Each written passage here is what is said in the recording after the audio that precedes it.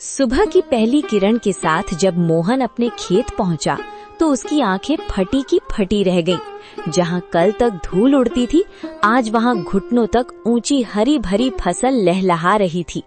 बड़े बड़े चमकदार आलू और मोतियों जैसे मटर के दाने।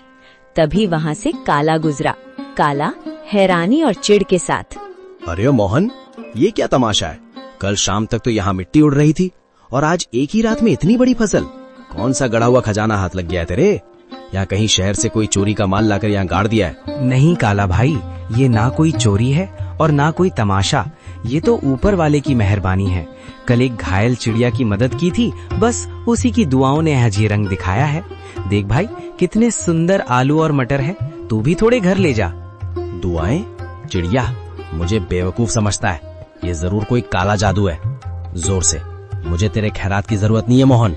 याद रख, जो रातों रात उगता है वो रातों रात ढल भी जाता है। काला के मन में शांति नहीं थी। वो जानना चाहता था कि मोहन को ये सब मिला कैसे।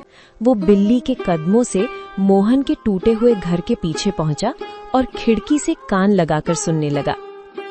अंदर मोहन, बिमला और माँ बातें कर रही हैं। मोहन, मुझे अब भी यकीन नहीं होता। वो सुनहरी परी सच में हमारे लिए फरिश्ता बनकर आई थी। उसने कहा था ना कि जब तक दिल साफ रहेगा ये फसल बढ़ती रहेगी। हाँ बिमला, उसने उसी बरगद के पेड़ के पास दर्शन दिए थे जहाँ से मैं रोते हुए लौट रहा था। वो दिव्य प्रकाश, वो ममता भरी आंखें, मैं कभी नहीं भूल सकता। काला भाई को शक हो रहा था, पर उसे कैसे समझाऊं कि ये सब दया का फल है। काला खिड़की के बाहर बुदबुदाते हुए, अच्छा तो ये बात है।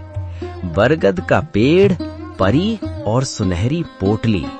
अगर उस भीख मंगे मोहन को परी मिल सकती है तो मैं तो उससे कहीं ज्यादा चालाक हूँ। मैं भी कल उसी पेड़ के पास जाऊंगा और उस परी से सब कुछ छीन लूंगा। काला सुबह सुबह उसी बरगद के पेड़ के नीचे पहुंच गया। उसने एक जाल बिछाया और एक चिड़िया के आने का इंतजार करने लगा। उसने सोचा कि वो किसी चिड़िया को घायल करेगा और फिर उसकी मदद का नाटक करेगा। कहाँ है वो परी? ओ चिड़िया, बाहर निकल। देख, मैं तेरे लिए कितने दाने लाया हूँ।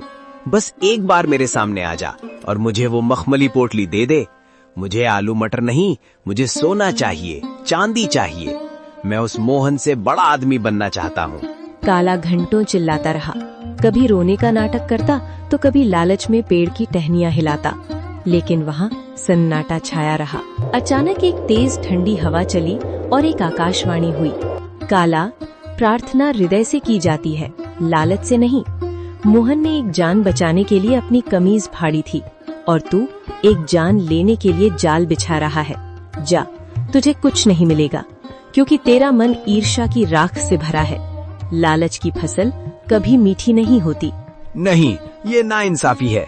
उस गरीब को सब कुछ और मुझे कुछ नहीं। अगर मुझे नहीं मिला तो मैं मोहन का भी कुछ नहीं रहने दूंगा। मैं आज रात उसके खेत को शमशान बना दूंगा। मोहन ने पहली फसल घर लाई। बिमला ने जब आलू और मटर की सब्जी बनाई तो उसकी खुशबू पूरे गांव में फैल गई।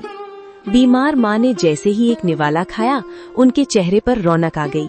पिताजी, ये आलू तो बहुत मीठे हैं। क्या ये सचमुच हमारे खेत के हैं? अब मुझे स्कूल जाने के लिए नया बस्ता मिलेगा ना? हाँ मेरे बच्चे, अब हम कभी भूखे नहीं सोएंगे। बिमला देखो, भगवान ने सुन ली। आज माँ की आंखों में चमक देखी? ये उन जादुई बीजों का ही प्रताप है। बिमला आंखों में आंसू भरकर, मैं तो डर गई थी मोहन। मुझे लगा था कि गरीबी हमारी पहचान बन गई है, लेकिन आज पहली बार लग रहा है कि हमारे घर में भी लक्ष्मी ने कदम रखा है। पर मुझे उस काला से डर लगता है। उसकी नजरें हमारे खेत पर जमी हैं।